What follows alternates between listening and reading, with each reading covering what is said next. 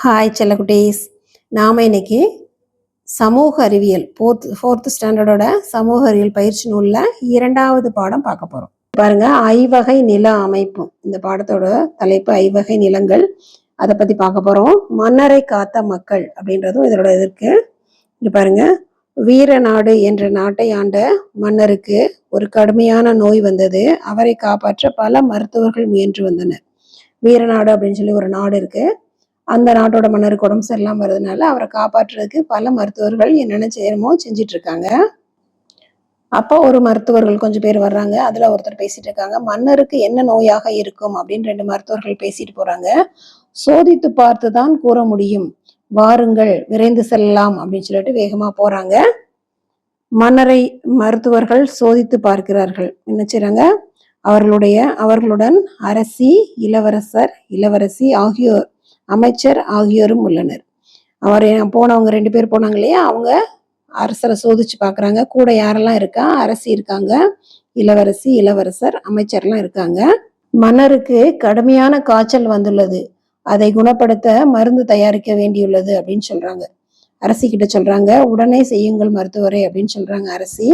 அதுக்கு அவங்க என்ன சொல்றாங்கன்னு கேளுங்க. அது அவ்வளவு எளிதானதல்ல.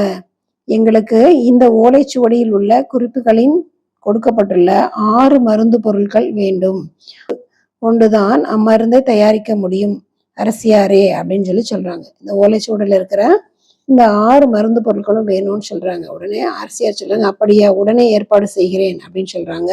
கண்மணிகளே, அவங்க பிள்ளைங்களை பார்த்து சொல்றாங்க, உங்கள் அப்பாவை காக்க இந்த ஓலைச்சுவடி குறிப்புகளில் உள்ள பொருட்கள் தேவை, ஆனால் இவை கிடைப்பது சற்று கடினம் என்கிறார்கள் அப்படின்னு சொல்றாங்க. உடனே அவங்க இளவரசர் சொல்றாங்க, அம்மா வருந்தாதீர்கள், இப்பொழுதே புறப்படுகிறோம் அப்படின்னு சொல்றாங்க. கவலை வேண்டாம் அம்மா, நாங்கள் இருக்கிறோம் அப்படின்னு சொல்லி இளவரசி சொல்றாங்க. சரிங்களா, அவங்க 2 பேரும் உடனே ரெடி ஆகுறாங்க போறதுக்கு. அவங்க எங்கெல்லாம் போறாங்க அப்படின்றதான் இது. அரசி இளவரசரிடமும் இளவரசியிடமும் குறிப்புகள் உள்ள ஓலைச்சுவடிகளை கொடுத்து மருந்து பொருட்களை சேகரிக்க அனுப்பி வைக்கிறார். அவர்களுக்கு துணையாக சில வீரர்களையும் அவர்களுடன் அனுப்பி வைக்கிறார். என்ன செய்யறாங்க, அவங்களோட சில வீரர்களோட அவங்களை அனுப்பி வைக்கிறாங்க. இளவரசி குழுவினர் கிழக்கு திசையை நோக்கியும் இளவரசர் குழுவினர் மேற்கு திசையை நோக்கியும் தங்கள் பாதையில் செல்கின்றனர். 2 பேரும் வேற வேற பாதையில போறாங்க. இளவரசர் தனது குறிப்பை படிக்கிறார். அந்த குறிப்பானது, உயரமான இடத்தினிலே உச்சியிலே கிடைத்திடும், ஆளுக்கு எட்டாத கூடு, 1000 வீரர்கள் கட்டிய வீடு. இந்த குறிப்பின் அடிப்படையில் மேற்கு திசையில் இருக்கும் மலையேறி செல்கிறார்கள். அங்கே சில குறவர்களை காண்கிறார்கள். இந்த குறிப்பின் அடிப்படையில் அவங்க என்ன செய்றாங்க, மேற்கு திசையில் இருக்கிற மலைக்கு மேலே போறாங்க. அங்க கொஞ்சம் குறவர்களை பார்க்குறாங்க. ஐயா, மலைப்பகுதியின் தலைவரை பார்க்க வேண்டும், எவ்வழியில் செல்வது அப்படின்னு சொல்லி இளவரசர் கேட்கிறாரு. இங்கிருந்து கொஞ்ச தூரம் சென்றால் முருகன் கோவில் வரும், அங்குதான் எங்கள் தலைவரின் வீடு, பக்கத்துல தான் எங்கள் தலைவரோட வீடு இருக்கு அப்படின்னு சொல்றாங்க. அங்கே ஒரு பெண் குறிஞ்சியால் வைத்து இசை மீட்டி கொண்டிருக்கிறாள். சிலர் முருகனுக்கு மாலையிட்டு வணங்குகிறார்கள். இவற்றையெல்லாம் கண்டு கொண்டிருந்த இளவரசரை மலைப்பகுதி தலைவர் வந்து வணங்கினார். அவரிடம் இளவரசர் குறிப்பை கொடுத்தார். அவர்கிட்ட என்ன செய்யறாங்க, இளவரசர் வந்து குறிப்பை கொடுக்கிறாரு. இந்த குறிப்பு மலைப்பகுதியை குறிக்கிறது, ஆனால் இதில் குறிப்பிடப்பட்டுள்ள பொருள் என்னவென்று தெரியவில்லை, இதை கண்டுபிடித்து தாருங்கள், மன்னரை காக்க வேண்டும் அப்படின்னு சொல்லி இளவரசர் சொல்றாரு. கவலை வேண்டாம் இளவரசி, இது எங்கள் மலை தேன், வாருங்கள் எடுத்து தருகிறோம் அப்படின்னு சொல்றாங்க. இளவரசர் கேட்டபடி மன்னரை காப்பதற்கு தேன் எடுத்து மிகுந்த அன்போடு தர்றாங்க. இங்க பாருங்க, மலை உச்சியில இருக்கு. மலை உச்சியில போய் தேன் இருக்கு இல்லையா, அங்கிருந்து தேன் எடுத்து என்ன செய்யறாங்க, அரசருக்காக கொடுத்து விடுறாங்க. இளவரசர் அதனை பெற்றுக்கொண்டார். அரசர் வாங்கிட்டாரா, வாங்கிட்டு என்ன பண்றாங்க, இளவரசர் தன்னை அன்பாக உபசரித்து தேவையான உதவிகளை செய்த குறவர் பெருமக்களுக்கு நன்றி கூறி புறப்பட்டார். அடுத்த குறிப்பை படிக்கிறார் இளவரசர். அடுத்த குறிப்பை படிக்கிறாரு, கரடி முயல் வாழும் இடம். இப்ப பாருங்க, முதல்ல இளவரசர் போனது என்னது, குறிஞ்சி நிலம். சரிங்களா, மலையும் மலை சார்ந்த பகுதியும் குறிஞ்சி நிலத்தோட சேர்ந்தது. அடுத்து பாருங்க, கரடி முயல் வாழும் இடம், கொஞ்சம் கிளி கொத்தும் பழம், வெளியில் பச்சை உள்ளே சிவப்பு, குட்டி விதைகள் கொட்டி கிடக்கும், பழமும் இலையும் மருந்தாகுமே. இது எந்த இடமாக இருக்கும் என்று சிந்திக்க உடன் வந்த வீரன் குறிப்பை பார்த்தான். இளவரசரிடம் இது காடு என்று குறிப்பிட்டான். உடனே இளவரசர் குழுவினர் மலையின் பின்புறம் இருக்கும் காட்டை நோக்கி பயணித்தனர். இப்ப காடு, காடு சார்ந்த இடமும் என்னது அப்படின்றத இந்த அடுத்தது. இளவரசர் போறாரு. அதுக்கப்புறம் அங்கு இடையர்கள் சிலர் கால்நடைகளை மேய்த்து கொண்டிருந்தனர். சில சிறுவர்கள் இளம் கன்றுகளை தழுவி விளையாடி கொண்டிருந்தனர். அங்கிருந்த முதியவரிடம் இளவரசர் குறிப்புகளை கொடுத்தார். என்ன செய்யறாங்க? காடு, காடு சார்ந்த இடம் என்னதுப்பா? முல்லை நிலம் இது. சரிங்களா? குறிப்பை படித்தீரே, இது என்ன பொருள் என்று தெரியுமா ஐயா? இங்கு கிடைக்குமா? மன்னரை காப்பாற்ற இந்த பொருள் உடனடியாக தேவை அப்படின்னு சொல்றாரு. இந்த பொருள் என்னவென்று தெரியும். இது எங்கள் பகுதியில் கிடைக்கும் பழம்தான். கவலை வேண்டாம். எங்கள் முல்லை பகுதியின் தலைவனிடம் உதவி கேட்கலாம். வாருங்கள் இளவரசே அப்படின்னு சொல்லி அவர் கூட்டிட்டு போறாரு. இது முல்லை நிலம். காட்டின் தலைவரை காண செல்கின்றனர். இளவரசரை பார்த்த தலைவர் வரவேற்க ஓடி வருகிறார். சரிங்களா? வாருங்கள் இளவரசே, கவலை வேண்டாம். இந்த பழம் கொய்யாதான். எங்கள் தெய்வம் திருமால் கோவிலுக்கு அருகே நிறைய மரங்கள் உள்ளன, பறித்து தருகிறோம், வாருங்கள் அப்படின்னு சொல்லிட்டு கூட்டிட்டு போய் நன்றி ஐயான்னு சொல்றாரு. அந்த பழங்களை கொடுக்குறாங்க. சில பெண்கள் முல்லையால் இசைத்து கொண்டிருந்தனர். திருமால் கோவில் அருகே சென்று உள்ள கொய்யா மரத்திலிருந்து பழங்களையும் இலைகளையும் பறித்து கொடுக்கின்றனர். அத்துடன் இளவரசருக்கு நெய், பால் போன்ற பலவற்றையும் பரிசாக கொடுத்து மகிழ்ச்சியுடன் அனுப்பி வைக்கிறாங்க. இளவரசர் அடுத்த குறிப்பை எடுத்து அந்த முதியருடன் காட்டுகிறார். அடுத்த குறிப்பை எடுத்து அங்க இருக்கிற ஒரு முதியவற்றை காட்டுறார். காடும் மலையும் காய்ந்திருக்கும், கள்ளிச்செடியும் வளர்ந்திருக்கும், கழுகும் கூட காத்திருக்கும், இலுப்பை பூவும் பூத்திருக்கும், பூத்த பூவை பறித்திடும், இன்றே நீயும் வந்துடு. சரிங்களா? அதற்கு முதியவர், இது கடினமான பகுதி, எங்கள் காட்டுக்கு பின்பகுதியில் உள்ளது என்று வழிகாட்டுகிறார். இளவரசர் பயணத்தை தொடர்கிறார். சரிங்களா? இது பாலை பகுதி. பாலை பகுதி மிகவும் வறண்டு காணப்படுகிறது. இங்கே எங்கு பார்த்தாலும் வெப்பமாக உள்ளது. இப்பகுதியில் ஆறு, குளங்களில் நீர் இல்லாததால் மரங்கள் காய்ந்து காணப்படுகின்றன. கழுகுகள் வானில் வட்டமிடுகின்றன. யானை பிளிரும் சத்தம் கேட்கிறது. அப்போது அங்கே சில எயினர்கள் வருவதை பார்க்கிறார் இளவரசர். சரிங்களா? பாருங்க, இதுதான் பாலை பகுதி. மணலா இருக்கு. இங்க வெறும் கள்ளிச்செடி தான் முளைச்சிருக்கு. எயினர்கள் இளவரசர் என அறிந்ததும் அவரை வரவேற்கின்றனர், வணங்குகின்றனர். இளவரசர் தனது தேவையை சொல்கிறார், குறிப்பை கொடுக்கிறார்.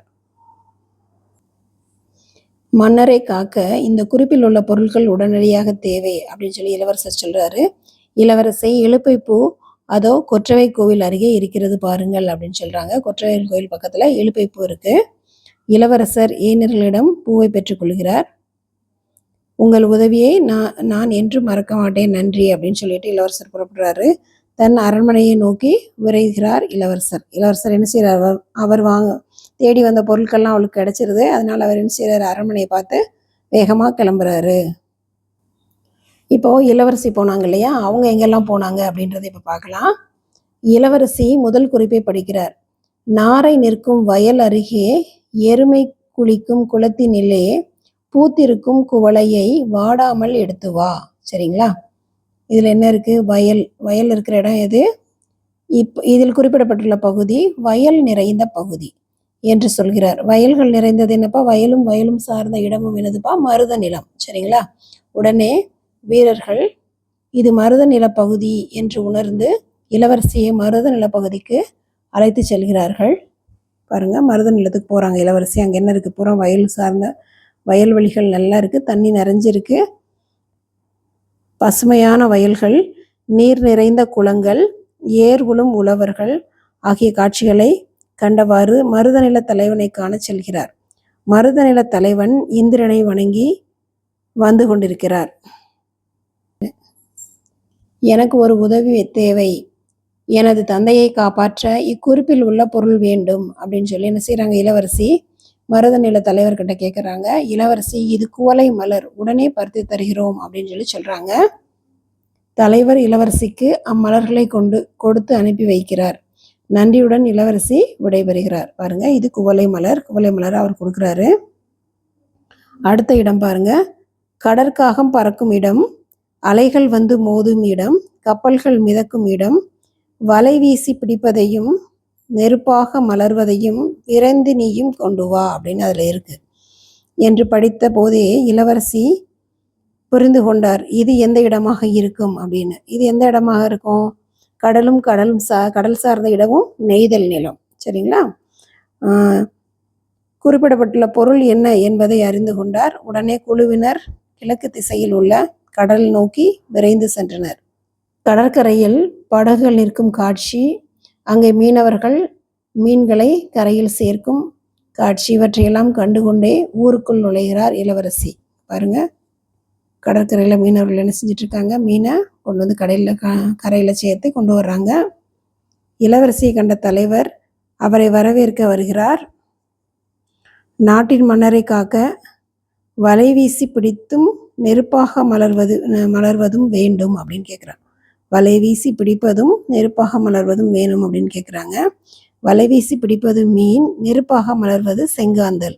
மீன்கள் போதும் போதும் என்ற அளவிற்கு மீன் மற்றும் செங்காந்தலை கொடுத்து அனுப்புகிறாங்க. சரிங்களா? இளவரசி இல்லையா, அதனால நிறைய மலர்களை எதையும் கொடுக்குறாங்க. இளவரசி தனது நன்றியை தெரிவித்து விரைந்த அரண்மனையை நோக்கி புறப்படுகிறார். இதுக்கு கிடைச்ச உடனே என்ன செய்கிறாங்க? வேகமாக தனது தந்தைக்காக வேகமாக அரண்மனை நோக்கி புறப்படுறாங்க. இங்கே அரண்மனைக்கு கொண்டு வந்து எல்லா பொருட்களையும் கொடுத்துட்றாங்க.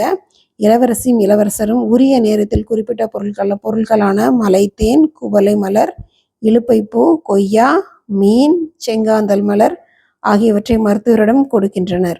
மருத்துவர்கள் மருந்து தயாரித்து மன்னரை குணப்படுத்தினர். மருத்துவர்கள் என்ன செய்கிறாங்க? மருந்து தயாரித்து அரசரை குணப்படுத்திடுறாங்க. குணமடைந்த மன்னர் தன்னை காத்த மருத்துவர்களுக்கு நன்றி தெரிவிக்கும் வகையில் உரிய மரியாதை கொடுத்து அமைச்சர்கள் மூலமாக பரிசு பொருட்களை அனுப்பி வைக்கிறார். அப்புறம் பாருங்க, ஐவகை நிலங்கள் இருக்கிறவங்க உதவி செஞ்சாங்க இல்லையா? மன்னர் தனக்கு உதவிய குறிஞ்சி, முல்லை, மருதம், நெய்தல் மற்றும் பாலை பகுதியின் மக்களுக்கு நன்றி தெரிவிக்கும் வகையில் பரிசு பொருட்களை அவர்களுக்கு அனுப்பி வைக்கிறார். இப்ப நம்ம பயிற்சிகளை பார்க்கலாம். பாருங்க, படிப்பேன் எழுதுவேன். பாடநூல் பக்கைய 123 உள்ள நிலம் மற்றும் தமிழ்நாட்டின் நில அமைப்பு என்ற தலைப்பின் கீழ் உள்ள பத்திகளை படித்து வினாக்களுக்கு விடையளிக்கன்னு கொடுத்துருக்கு. பாருங்க, நிலத்தின் பொதுவான இயற்கை கூறுகள் எத்தனை? நிலத்தோட பொதுவான இயற்கை கூறுகள் எத்தனை அப்படின்னா 5. ஐவகை நில அமைப்புகளின் பெயர்கள் என்ன அப்படின்னா குறிஞ்சி, முல்லை, மருதம், நெய்தல், பாலை. ஐவகை நில அமைப்புகளுள் நிலையான நில அமைப்புகள் எத்தனை? அவை நிலையான நில அமைப்புகள் 4. நிலையான நில அமைப்புகள் 4. அவை குறிஞ்சி, முல்லை, மருதம், நெய்தல். சரிங்களா? பாலை நில அமைப்பு உருவாகும் விதத்தை எழுதுகன்னு கொடுத்துருக்காங்க. குறிஞ்சியும் முல்லையும் வறண்ட பின் உருவாகும் நிலமே பாலை நிலம். சரிங்களா? பாலை நிலம் தானா உருவாகிறது இல்லை. குறிஞ்சியும் முல்லையும் வறண்டு போயிடுச்சுன்னா அதுதான் பாலை நிலமா மாறுது. சரிங்களா? படத்துக்குரிய பெயர்களை எடுத்து எழுதுகன்னு கொடுத்துருக்காங்க. மேல பாருங்க, காடு, வறண்ட நிலம், கடற்கரை பகுதி, வயல், மலை. சரிங்களா? இது என்னப்பா? இது வயல், காடு, மலை, கடற்கரை பகுதி, வறண்ட நிலம். அடுத்து பாருங்க, படங்களை நில அமைப்புகளோடு அவற்றின் பெயர்களோடும் பொறுத்துதான் கொடுத்துருக்காங்க. இங்க நில அமைப்புகள் கொடுத்துருக்காங்க, படங்கள் கொடுத்துருக்காங்க, அதோட பெயர்கள் கொடுத்துருக்காங்க. முதல்ல பாருங்க, கடலும் கடல் சார்ந்த இடமும். கடலும் கடல் சார்ந்த இடத்துக்கான படம் எங்க இருக்குன்னு பாருங்க, இந்த இருக்கு. சரிங்களா? கடலும் கடல் சார்ந்த நிலம் எதுப்பா? நெய்தல் நிலம். அதனால இங்க கூட எடுத்திருக்கோம். அடுத்து பாருங்க, வறண்ட நிலப்பகுதி. வறண்ட நிலப்பகுதி இதுல எங்க இருக்குன்னு பாருங்க, படம் இந்த இருக்கு. வறண்ட நிலப்பகுதி என்னது? பாலை நிலம். சரிங்களா? இந்த இருக்கு பாலை. அடுத்து காடும் காடு சார்ந்த இடமும். காடும் காடு சார்ந்த இடம் எங்க இருக்கு? இந்த இருக்கு காடு. இங்க கோடு எடுத்திருக்கோம். இது என்னது? முல்லை. அடுத்து மலையும் மலை சார்ந்த இடமும். மலையும் மலை சார்ந்த இடம் எங்க இருக்கு? இந்த மலை படம் இருக்கு. மலை சார்ந்தது குறிஞ்சி. வயலும் வயல் சார்ந்த இடமும். வயலும் வயல் சார்ந்த இடம் எந்த இருக்குது? மருத நிலம். இது முல்லை, மருதம் நிலங்களுக்குரிய கருப்பொருள்களை எழுதுகன்னு கொடுத்துருக்காங்க. இங்க பாருங்க, இங்க கருப்பொருள்கள் கொடுத்து குறிஞ்சி, முல்லை, மருதம் இவங்களோட அவங்க என்னென்ன கடவுள்கள், இது யாரோட கடவுள் என்னென்ன அப்படின்னா முருகன், இங்க திருமால், இந்திரன். மக்கள், குறிஞ்சி நில மக்களை குறவர் குறத்தியர்னு சொல்லுவோம். முல்லை நில மக்களை இடையர் இடைச்சியர், ஆயர் ஆட்சியர் அப்படின்னு சொல்லுவோம். மருத நில மக்களை உழவர் உலத்தியர். சரிங்களா? தொழில், இவங்களோட தொழில் என்ன? குறிஞ்சி நில மக்களோட தொழில் வேட்டையாடுதல், தேன் மற்றும் கிழங்குகள் சேகரித்தல். முல்லை நில மக்கள் என்ன செய்யறாங்க? கால்நடைகளை மேய்த்தலும் பழங்களை சேகரிக்கிறதும். மருத நில மக்கள் உழவு தொழில் செய்தல். மலர் பாருங்க, குறிஞ்சி மலர், முல்லை மலர், தாமரை, குவளை மருதத்துக்கு. அடுத்து மரம், மூங்கில், வேங்கை, முல்லைக்கு கொய்யா, மருதத்துக்கு காஞ்சி மருதம். விலங்கு பாருங்க, குரங்கு, மான், கரடி, முயல், எருமை. பறவைகள் மயில், கிளி, இங்கே கிளி, நாரை. இசைக்கருவி குறிஞ்சியால், முல்லையால், மருதையால். அடுத்து பாருங்க, பாடநூல் பக்க எண் 136 உள்ள அறிந்த இடம் அறியாத உண்மை என்ற தலைப்பின் கீழ் உள்ள பத்தியை படித்து சரியான விடைக்கு நெல்லெடுகன்னு கொடுத்துருக்காங்க. மெரினா கடற்கரை ஒரு டேஸ் கடற்கரை, இயற்கையான கடற்கரை. மெரினா கடற்கரையின் நீளம் 13 கிலோமீட்டர். மெரினா கடற்கரை சென்னை நகரில் அமைந்துள்ளது. மெரினா கடற்கரை அமைவிடம் பற்றி எழுதுகன்னு கொடுத்துருக்காங்க. இந்தியாவின் கிழக்கு கடற்கரையில் வங்காள விரிகுடாவை ஒட்டி வடக்கே புனித ஜார்ஜ் கோட்டை முதல் தெற்கே பட்டினம்பாக்கம் வரை அமைந்துள்ளது. சரிங்களா? நீளமான கடற்கரை இது மெரினா கடற்கரை. நெய்தல் மற்றும் பாலை நிலத்திற்குரிய கருப்பொருட்கள். நெய்தலுக்கும் பாலைக்கும் கருப்பொருட்கள் கொடுத்துருக்காங்க பாருங்க. நெய்தல்ல கடவுள் வர்ணன், இவங்க கொற்றவை வணங்குறாங்க. மக்கள் பரதவர், மீனவர் சொல்லுவாங்க. எயினர், எயிற்றியர். தொழில் மீன் பிடித்தல், இவங்களுக்கு ஆணிரை கவர்தல். மலர், ஆணிரைனா மாடுகள், ஆடு மாடுகளை கவர்றது. சரிங்களா? மலர், செங்காந்தல், இங்க கள்ளி, இலுப்பை மலர். மரம், புன்னை மரம், இது உளிதை, பாலை மரம். விலங்கு, மீன், புலி, யானை. அங்க பறவை கடற்காகம், இங்க கழுகு. இசைக்கருவி விளரியால், பாலையால். பாருங்க, வளரறி மதிப்பீடு பாருங்க. சரியான விடையை தேர்ந்தெடுத்து எழுதுகிறதுல பாலன் பள்ளி செல்லும் வழியில் உழவரும் உலத்தியரும் உழும் நிலத்தை கடந்து செல்கிறான் எனில் அவன் கடந்து செல்லும் நிலப்பரப்பு எது அப்படின்னு கேட்குறாங்க. மருத நிலம். கழுகு, புலி, எயினர். இந்த கருப்பொருளுக்குரிய நில அமைப்பு எதுப்பா? பாலை. நெய்தல் நிலப்பகுதியின் தொழில் மீன்பிடித்தல். தவறான கூற்றை கண்டறிக்கன்னு கொடுத்துருக்காங்க. மருத நில மக்கள் பரதவர், மீனவர்னு கொடுத்துருக்காங்க. இது கிடையாது, இது தவறானது. குறிஞ்சி நில மக்களோட தொழில் என்ன? தேன் மற்றும் கிழங்குகள் சேகரித்தல். பாலை நிலத்தின் மலர் எது? கள்ளி. கயல்விழி வீட்டில் விளரியால் இருக்கிறது. அந்த யாழ் எந்த நில அமைப்பிற்கு உரியது? நெய்தல். வேறுபட்ட ஒன்றை தேர்ந்தெடு. இதுல எது வேற மாதிரி இருக்கு பாருங்க. எயினர். இதெல்லாம் மலர். குவளை, இலுப்பை, செங்காந்தல்ன்றது மலர். எயினர் மற்றும் மக்களை குறிக்கிறது. கரடி, முயல் வாழுமிடம். இத்தொடர் குறிக்கும் நில அமைப்பு எது? முல்லை. குறிஞ்சியும் முல்லையும் வறண்ட பின் உருவாகும் நில அமைப்பு பாலை. பாருங்க, இது விடைத்தாள். மாத தேர்வு. இதுல பத்தியை படித்து வினாக்களுக்கு விடையளிக்கன்னு கொடுத்துருக்காங்க. ஒரு பேரா கொடுத்துருக்காங்க பாருங்க. குமுதா பெற்றோருடன் தன் பாட்டி ஊரான மாங்குடிக்கு உழவர் திருநாளை கொண்டாடுவதற்கு மகிழுந்தில் கடற்கரை சாலை வழியாக சென்றாள். செல்லும் வழியில் கடற்கரையில் படகுகள் நிற்பதையும் மீனவர்கள் மீன்கள் விற்பதையும் கண்டாள்.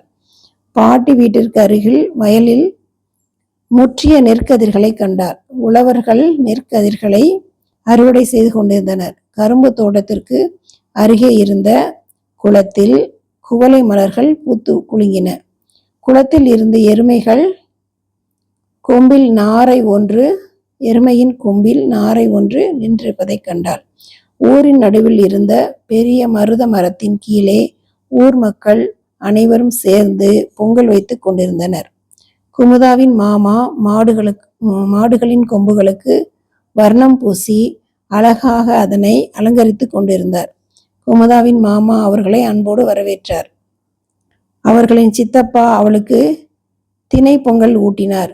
குமுதாவின் பெரியம்மா சாமை பொங்கலை வழங்கினாள். அதனை எடுத்து ருசித்தாள். அவளின் பாட்டி வழங்கிய வரகு பொங்கலை